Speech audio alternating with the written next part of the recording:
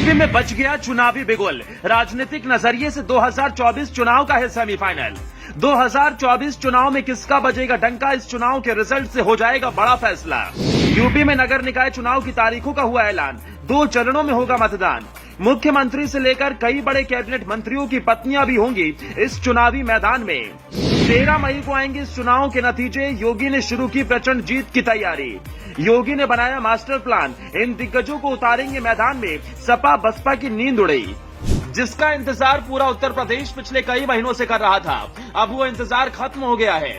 देश के सबसे बड़े सूबे उत्तर प्रदेश में चुनावी बिगुल बच चुका है। ये चुनावी बिगुल किसी विधानसभा या लोकसभा चुनाव से कम नहीं है, क्योंकि ये सिर्फ एक चुनाव नहीं बल्कि राजनीतिक नजरिए से देखा जाए तो साल 2024 लोकसभा चुनाव का ये सेमीफाइनल मुकाबला है, जिसमें कई बड़े दिग्गज अपने दांव आजमाते नजर आएंगे, जिसमें कई बड़े मंत्री और मुख्यमंत्री के परिवार के कई बड़े सदस्य शामिल हैं। और खास तौर से यूपी के जो महानगर हैं, वहां पर माहौल बड़ा ही जबरदस्त होने वाला है, क्योंकि बीजेपी महानगरों में कई बड़े दिग्गजों को मैदान में उतारने वाली है, जिससे विपक्षियों को झटका लगना तय है।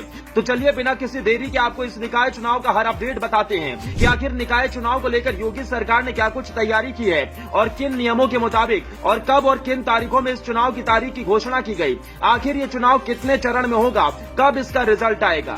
यूपी नगर निकाय चुनाव की तारीखों का हुआ ऐलान। 2 चरणों में होगा मतदान। यूपी के शहरी महानगर और ग्राम पंचायत में रहने वाली जनता का इंतजार अब खत्म हो चुका है। यूपी में नगरीय निकाय चुनाव की तारीखों का ऐलान रविवार शाम को हो गया है, जिसके बाद सभी पार्टियां टिकट बंटवारे को लेकर विचार विमर्श और लगातार मीटिंग कर रही हैं। प्रदेश में ये निकाय चुनाव 2 चरण में कराए जाएंगे। पहले चरण में लखनऊ, वाराणसी, गोरखपुर सहित 9 मंडलों में 4 मई को मतदान होगा।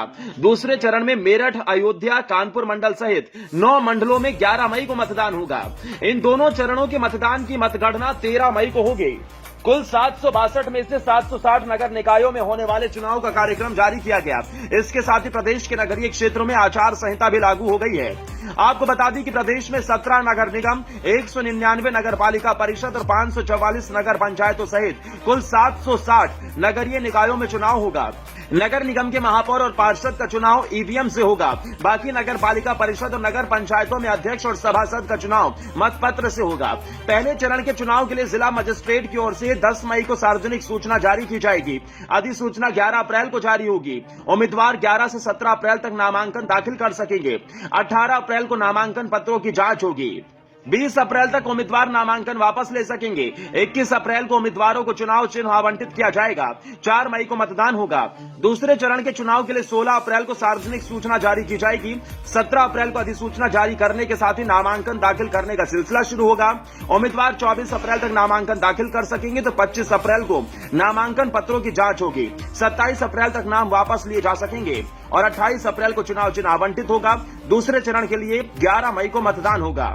इस पूरे चुनाव में 2 लाख से अधिक कर्मचारी तैनात किए जाएंगे। सभी जिलों में मतदान दलों का गठन किया गया है।